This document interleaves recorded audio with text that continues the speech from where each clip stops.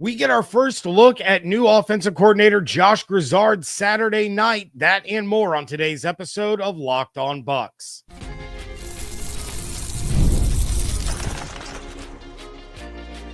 You are Locked On Buccaneers, your daily Tampa Bay Buccaneers podcast. Part of the Locked On Podcast Network, your team every day. What's up, and welcome into this episode of Locked On Bucs, your daily podcast covering the Tampa Bay Buccaneers, part of the Locked On Podcast Network, your team every day. I want to thank you for making Locked On Bucs your first listen review every day. Don't forget you can subscribe or follow for free on YouTube or wherever you get your podcasts. And of course, you can follow along on Twitter. I am James Yarcho at JYarcho_Bucs, credential member of the media covering your Tampa Bay Buccaneers, here with you every Monday through Friday along with the everydayers. And for that, I want to share my appreciation for your continued support of the show. One of the ways you can support the show is become a Locked On Bucs insider. You're going to get news, rumors, updates, general thoughts, one-on-one conversations with me via text message. Go to joinsubtext.com/LockedOnBucs or click the link in the show notes to become an insider today. We are diving into the mailbag before the Bucs dive into their first preseason game. We have some great questions that have come in, but I want to start with this one that comes from Insider Mike and Insider Buck Boy. First, Mike says, what are you looking to see from new OC Josh Grizzard? How much of the offense do you think we will see? And then in parentheses, he says plays, not players. Along the same lines, Buck Boy said, do you have any idea what to expect from Josh Grizzard as far as from a coaching standpoint? And will he be in full control of the offense, or how much influence will Bowles have? Those are great questions, and I'm excited to talk about them. For starters, Grizz will be in full control of the offense. Bowles has not been in the ears of Canales or Cohen. They have had full control over the last 2 years, so this won't be any different. Buckboy did go on to mention clock management issues regardless of who is running the offense, but those are two completely separate issues. The OC runs the offense. The head coach is the one in charge of clock management. The coordinators do not make those decisions. So those two things are not intertwined at all. Grizz is the one that's calling the shots for the offensive side of the ball. Bowles lets him do his thing. He oversees the defense. He oversees the clock management. As far as what I expect to see on Saturday from Grizz, it's pretty simple. I do not expect him to open up the playbook at all. Preseason games are usually pretty vanilla from a play calling standpoint. There's no real game planning or install that goes on. And as I mentioned the other day, there's going to be situational things that they're going to want to try. So it isn't going to be a true reflection of what we will see from the offense from a play calling standpoint in the regular season. That said, there are certain things that we may see that could be a bit of foreshadowing when it comes to what the offense is going to look like. Things like personnel, motion, play action. We are not going to see the same kinds of plays that Grizz is saving for real games, but how often is he lining them up in 11 personnel? How often are they going 3 and 4 wide? How often are players being sent in motion, and where is that motion coming from? Little bit of a cautionary tale, though. We saw Canales call his first preseason game in 2023, and there was tons of motion on offense. That wasn't something that we saw really any of in 2022 with Byron Leftwich as the OC without Bruce Arians looking over his shoulder and kind of steering him. You know, when Leftwich was the guy for the play calling, I think the Bucs went in motion fewer than any other team in the NFL that season. Canales used motion on just about every play. And then when the season started, he hardly used it at all. Now, he picked it up as the season progressed, but it wasn't anything like what we saw in that preseason game against, I believe it was the Steelers. That was the first preseason game. So things can obviously change, but those are the types of situations that I'm really looking for out of Grizz in this game. I'm also a little curious to see if he goes with any 2-back or 3 tight end sets in this one. Now, he may not, just simply because of the sheer volume of players that are not going to suit up. So it's going to be a little too difficult to be able to do that. So that might be something to kind of put in our back pocket and remember for that game where the starters suit up. But the Bucs, have two very talented running backs in Bucky and Rashad. They could easily be on the field together. They have three really talented tight ends in Otton, Durham, and Culp, and we're going to talk more about them in a little bit, but they could all be on the field together. So this is something that he's going to experiment with or utilize in preseason, I would think. Or he may hold off and just say, you know what, that's a regular season thing. I'm not going to unveil anything like that in the preseason because we are keeping it so vanilla. But that is something that I do want to try to keep track of if it pops up during any of these preseason games. And then the last thing that I'll really want to keep an eye on is what does he do in certain down and distance situations? What's he doing on second and long? What's he doing on third and long? How often is he kind of doing the same thing over and over? Again, think Canales with those first down runs. I want to see how he does in this chess match against the other defense. What he does when his back's against the wall and they have to call a play that just, it's a play that has to be converted. What's he going to lean on? Is he going to start to go into a bit of a predictable rut at any point? So that will take a little while to figure out, but the stage is set on Saturday night, as far as how he looks throughout the preseason. Does it become predictable? Are there certain situations where he always kind of goes to the same thing? Insider Fausto asks, on the early Bucs within those first 5 years, who could have been the blueprint for them to build the team around the way Levante is now? Who was that man? Fausto, of course, referencing the I Am That Man series that the Bucs are doing right now. And who could have helped the Bucs be better sooner if they had used him as their measuring stick? I'm going to handicap you. Unfortunately, you cannot pick Leroy Selman. That's too easy. Well, Fausto, that certainly makes it tough considering the first 5 years, there wasn't really a lot to write home about outside of Leroy Selman, but I am going to say Doug Williams. So Williams was the guy that kind of took the league by storm in 1979. He was a trailblazer in the NFL. He was an absolute force at Grambling State. He finished fourth in the Heisman race.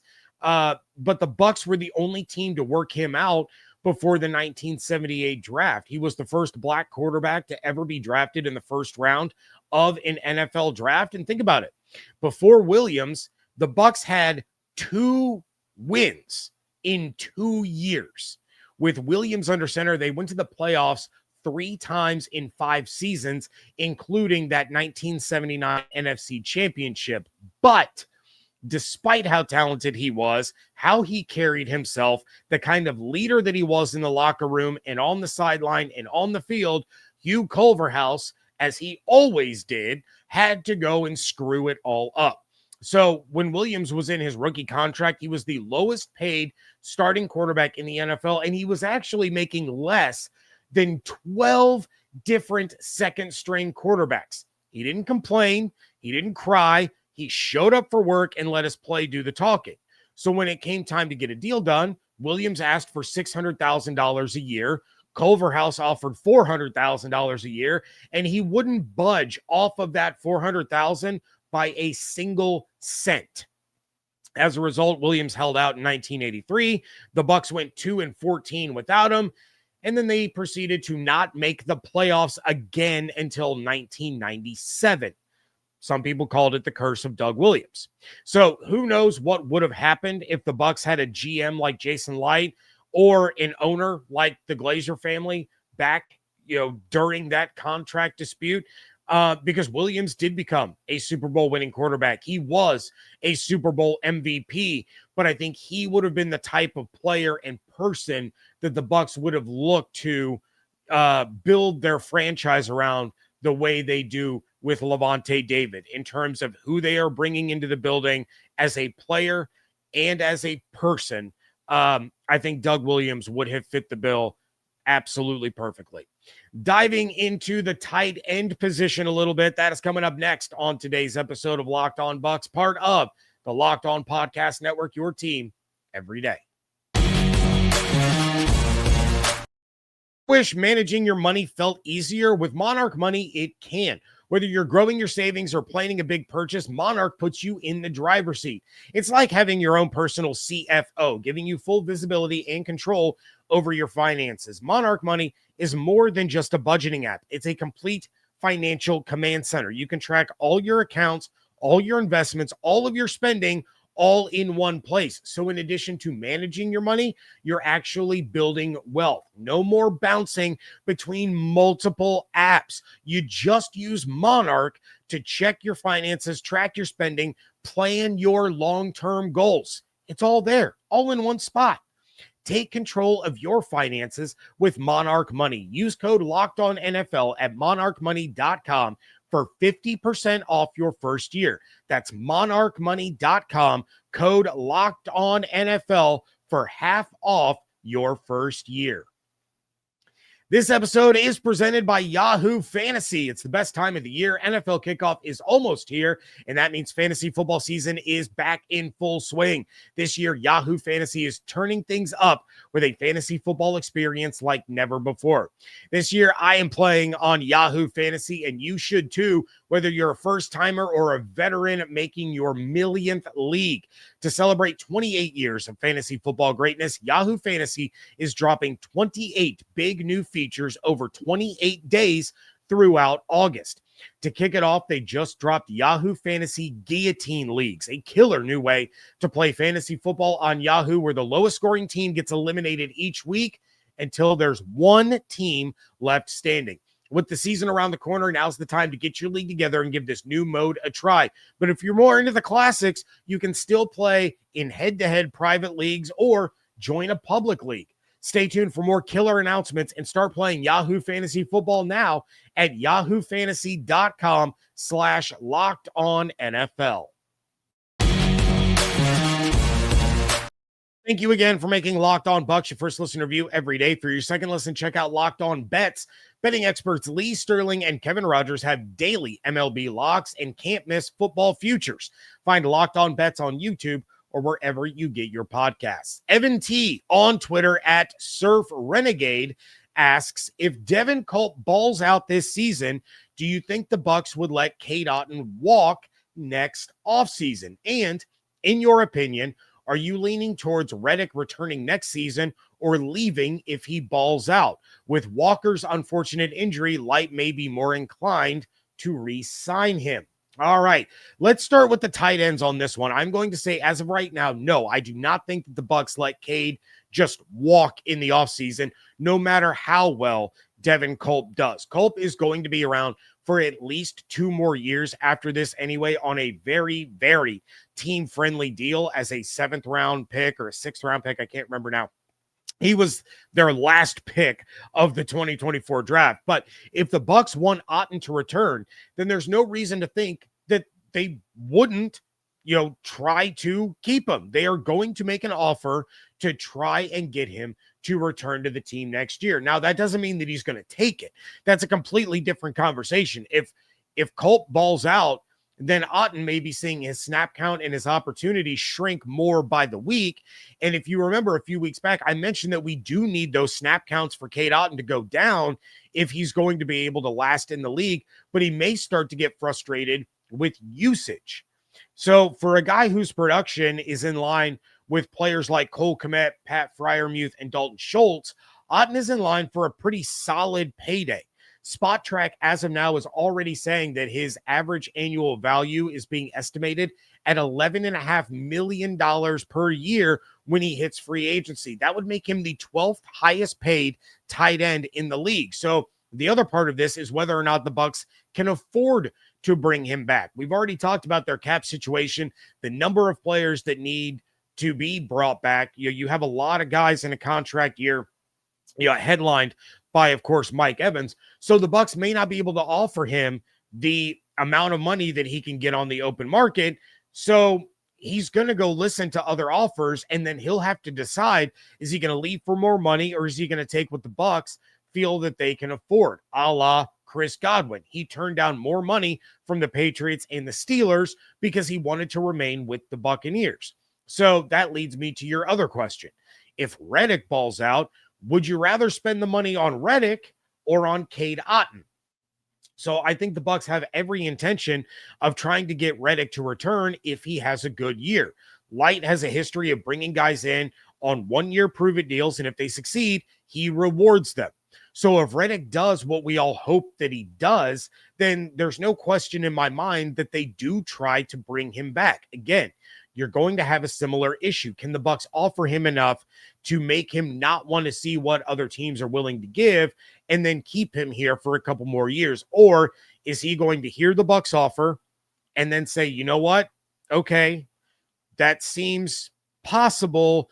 Let me get into this open negotiating window and see what other teams are willing to offer. Maybe, if it's a pretty significant difference, he may turn around and say, all right, Jason, this is what I'm being offered out there. Can you get close? Can you compete with this a little bit? And then the back and forth kind of begins there. But I really don't think that the injury to David Walker is going to factor into the decision of whether they want or don't want Reddick back. I realize the injury is really unfortunate. I was really excited to see what David Walker was going to be able to do, but he also probably wasn't the guy that would have stepped into that starting role as it stands right now anyway. So the Bucs would have probably been looking for another edge rusher to begin with to go alongside Yaya Diaby, unless Chris Braswell just absolutely skyrockets this year and they feel that he can be that starting guy. So the Bucs could have been looking to draft an edge rusher in the first round next year or explore free agency and see what they can work out there. And then Walker would still have just been part of the rotation. Now he's going to just be part of the rotation once he returns from injury because he's already a year behind. So that isn't going to be much of a factor at all. What it'll come down to is the kind of production that Reddick has this season and what the Bucs are able to do to clear some cap space and offer him a deal that's good enough to be able to keep him. Brendan on Facebook says, James, do you think Shiloh Sanders makes the 53-man roster? I really don't know. It's way too early to tell. I think we're going to get plenty of time to watch him on Saturday, but that's a really steep hill to climb. They're probably only going to keep 4 safeties on the 53-man roster. So that's Antoine, Tyke, Merriweather, and then Isian. If you want to classify him as a safety, maybe you're going to classify him as a corner. But either way, it's going to be really hard for Shiloh to crack that group. And I think he's a solid candidate for the practice squad. I don't think the Bucs are going to burn a roster spot on him just because they'd be worried about having him plucked off the practice squad. I mean, you still have Rashad Wisdom as well, who's trying to make the squad. And he was absolutely balling last year in training camp, wasn't on the 53-man roster. So that's not something, we haven't heard the same about Shiloh to this point in training camp that we heard about Rashad Wisdom. So if I had to call it right now, no, I do not think that he is going to end up on the 53-man roster at the rate that he's going. He does have a heck of a lot better chance than Desmond Watson, who has yet to practice and I think has really cost himself an opportunity to surprise some people and be a player that the Bucs use this season. But I'll also say, to Shiloh's credit, he's also not made himself into a sideshow. Shedeur Sanders has turned himself into a sideshow because it's all about the brand. It's all about him as a brand. And when you're rolling into a preseason game as a 5th-round pick with a entire crew behind you that are carrying props, it's not a good look. It's absolutely not a good look because your roster spot is not guaranteed, bro. You are a 5th-round pick, and there's like 6 quarterbacks on that roster in Cleveland. So credit to Shiloh. He's doing what he needs to do. He's putting in the work. He's, making plays when he can, and he's not trying to create, a spotlight for himself as a guy that's fighting for a roster position.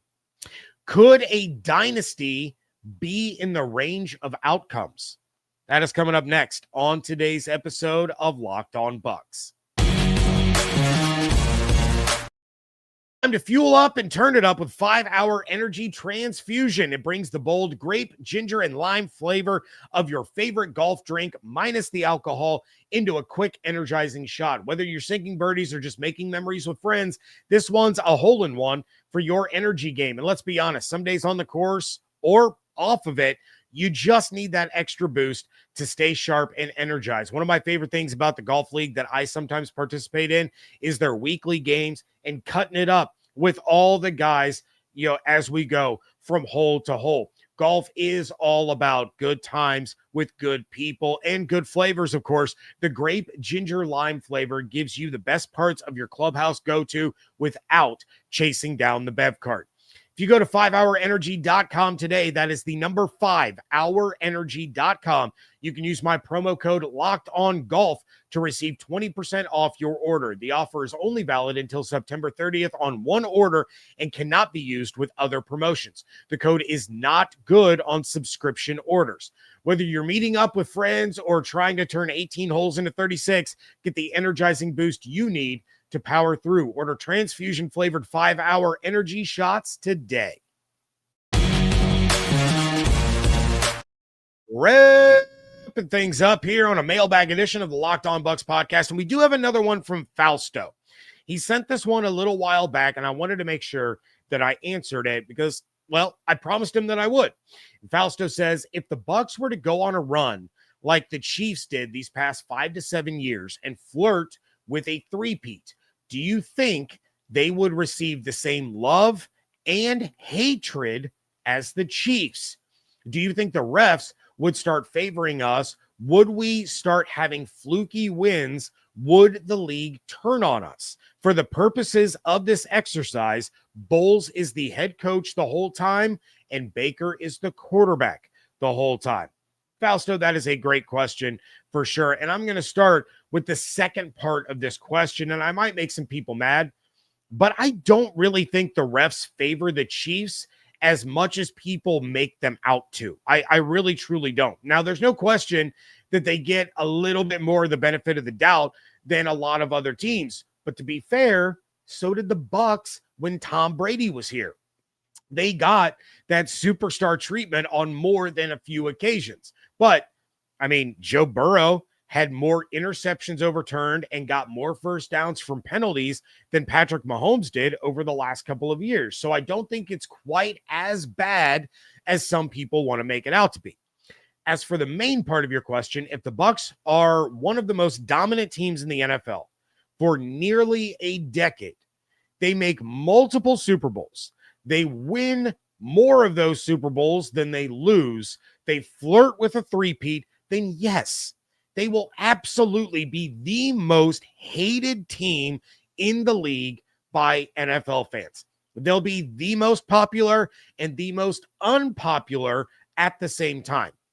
The national media, ESPN, NFL Network, Sirius Radio, everyone, they won't ever stop talking about the Bucs, which will make everyone hate them. They'll win games in the fourth quarter, which will lead to social media, finding some obscure call that happened in that quarter and say that it was made in the interest of fixing it for the Bucs to win, which is going to make everyone hate them even more. They're going to be placed up on a pedestal the same way the Chiefs are now, the way the Patriots were for the 20 years before that, the way the Cowboys were in the 90s, the Niners in the 80s, the Steelers in the 70s, and it'll drive people insane. Now, on the flip side, you're going to get a lot of bandwagon fans. You're going to get a lot of kids that just started watching football who will become Bucs fans. Why? Because of the exposure. They will see the Bucs on TV every single Sunday because their games will always be, the number one broadcast or in prime time. And if they're doing what the question implies they're doing, they're going to win all the time. There's a huge influx of kids that are my kids' age who have been Chiefs fans since like the 5th grade because that's when they started watching football and the Chiefs were winning. So that's just how it went in the 90s. Most of the kids in my school, and again, for those of you that don't know, I know a lot of you do, I live in Southwestern Ohio. I live in the heart of Bengals country. And there were way more Cowboys fans in my schools than there were Bengals fans. Why? Because the Cowboys were on TV every single week at 4 o'clock on Fox with John Madden and Pat Summerall on the call. They had Aikman, they had Emmett, they had Irvin, they had Sanders, they had Charles Haley. They were the team to watch. It's how the Patriots were in the 2000s. It's how the Chiefs are now. So there's just as many Chiefs fans in my kid's school as there are Bengals fans. You could even end up with Cade Otton dating Sabrina Carpenter. So then they show her on the broadcast every 15 seconds, which will get non-football fans to start watching the games just because they want to see Sabrina. Obviously, that's slightly tongue-in-cheek, but I couldn't think of anyone else since, there really isn't a pop singer or a celebrity on earth as big as Taylor Swift. But I figured pairing a pop star with a tight end would, play a little bit. Look, it doesn't matter who the team is.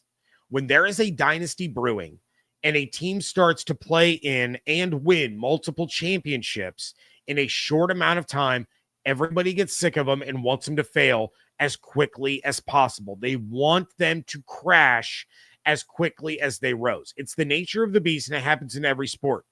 It was the Warriors in the NBA for basically the 2010s. It's the Dodgers in baseball now, Alabama in college football for the better part of the last decade. It's just how things go. When your team isn't winning championships, when your team isn't competing for championships, and there's one team that is constantly, playing for those titles, you grow to hate that team. Think back to how much you hated the Patriots for the 20 years that Brady was there. Chances are most of you hated Tom Brady, but then he joined the Bucs. But why did you hate him? It's because he won all the time. Now that Brady is gone, it's been Mahomes and the Chiefs. Did you hate Patrick Mahomes his first couple of years? Or did you root for them to beat the Niners in their first Super Bowl? What was that, 54? Because the Chiefs were someone new and different and exciting. Mahomes was different than any other quarterback. Tyreek Hill was different. Kelsey was like the second coming of Gronk. And then you had the Niners, who had won a bunch of Super Bowls in their history, and the Chiefs had only won once. Chances are you were rooting for the Chiefs because they were fresh and they were new. But then they make it again in 2020. Thank goodness they lost to the Bucs, but then they make it in 2022 and 2023 and 2024. And they're in the conference championship every year, and the offense isn't even good anymore, but they somehow keep winning. And it just drives you insane that they keep getting away with it. But if it was the Bucs, you'd be loving life, while every other fan base hates you and your team because they always win. We can only hope that it gets to that point for the Bucs, because that would be a lot of fun for me to talk about on here with all of you. You guys would love everything about football season every year. My kids would get to see their favorite team become a dynasty. It would be an absolute blast. But it starts with one. You have to get the first one. Maybe that's this year. That's going to do it for this episode. Please check out everything on Twitter at Locked On Bucs, at @JYarcho_Bucs. You can follow on Instagram as well as TikTok at Locked On Bucs on both of those platforms. We will be back here tomorrow after the Bucs Titans preseason game. I will have a reaction episode dropping for all of you. So make sure you are subscribed on YouTube with the notifications turned on, as well as wherever you get your podcasts, so you know when that reaction episode drops. Become a Locked On Bucs insider. Go to joinsubtext.com/LockedOnBucs or click the link in the show notes. If you want to support the show, but you don't want to become an insider, it's real simple. Like this episode on YouTube, leave a 5-star review wherever you get podcasts. Those things do help other Buccaneers fans find the show. Hope you all have an absolutely outstanding day. Stay safe, stay healthy, fire the cannons. I want to thank you so much for joining me right here on Locked On Bucs, part of the Locked On Podcast Network, your team every day.